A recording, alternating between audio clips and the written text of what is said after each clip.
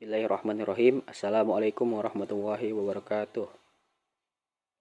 Saya Septian Nur Fadilah dengan NIM 240101110049 akan menyampaikan ceramah singkat berjudul Tahun Baru Momentum Menuju Perubahan sebagai tugas UAS Manajemen Dakwah. Baiklah, akan saya mulai.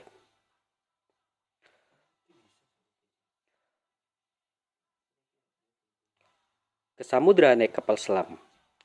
Udaranya panas dan juga lembab. Jika saya memberi salam, jangan lupa hadirin menjawab. Assalamualaikum warahmatullahi wabarakatuh. Alhamdulillahi rabbil alamin.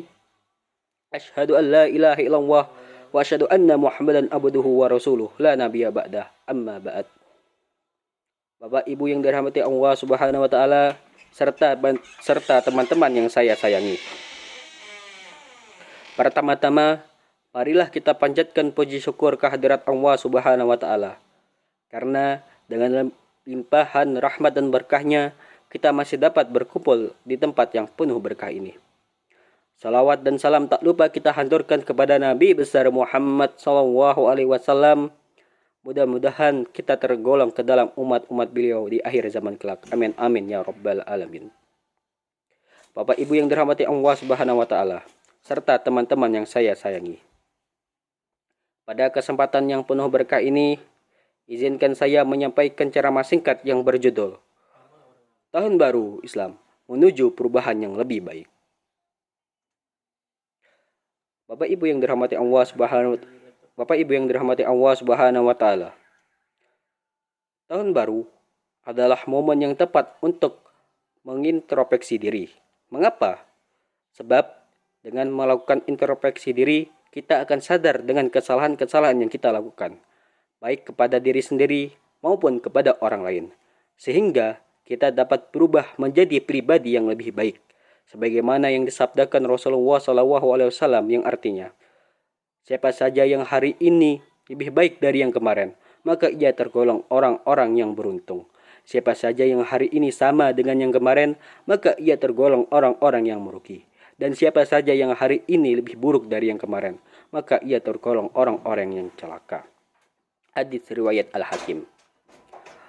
Berbicara tentang perubahan, tentu tidak luput dengan memperbaiki kualitas ibadah kita. Mengapa demikian? Sebab ibadah adalah salah satu cara kita mendekatkan diri kepada Allah Subhanahu wa taala dan meraih ridhonya. Oleh karena itu, kita harus menjadikan momentum Tahun Baru Islam ini sebagai titik awal untuk meningkatkan ibadah kita sehingga kita bisa menjadi pribadi yang lebih baik. Bagaimana caranya? Pertama, kita dapat melakukan berpuasa. Salah satu puasa sunnah yang dianjurkan dalam Islam adalah puasa Asyura yang terjadi pada tanggal 10 Muharram. Mengapa demikian? Sebab puasa Asyura dapat menghapus dosa kita setahun yang lalu. Yang kedua adalah kita harus meningkatkan kualitas sholat kita. Sholat adalah tiang agama dan ibadah yang paling utama dalam Islam.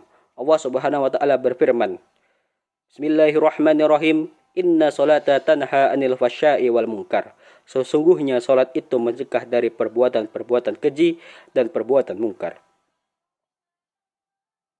Quran Surah Al-Ankabut ayat 45. Oleh karena itu, kita harus lebih khusyuk dalam sholat, memperbaiki bacaan kita, memperbaiki gerakan kita, dan memperbaiki pelaksanaan tepat waktu sholat kita.